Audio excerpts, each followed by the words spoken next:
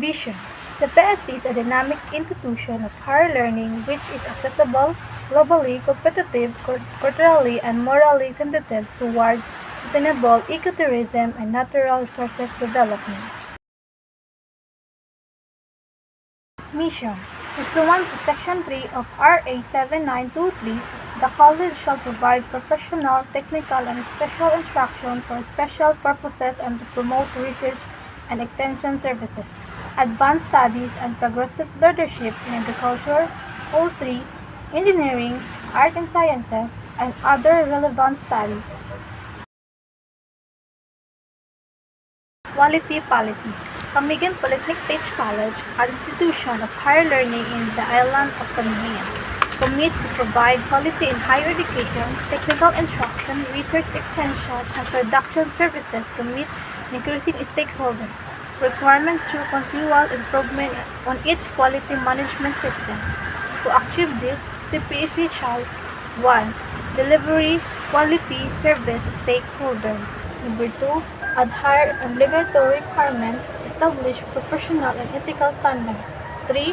Adopt change in the educational system as requirement by law. 4.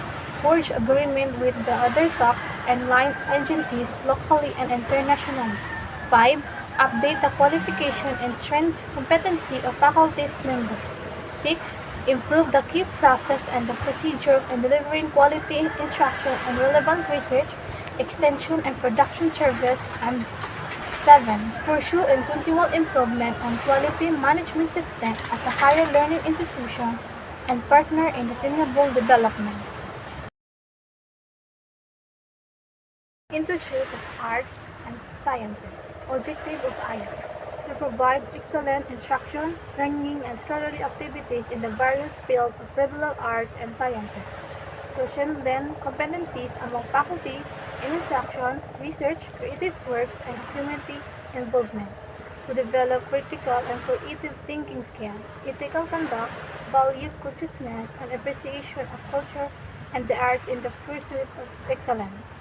To conduct quality research and extension services that are relevant and responsive to the needs of the community and to establish linkage with other agencies, non-governmental organizations, and industrial for the partnership and employment opportunities from various stakeholders of mutual sharing of resources.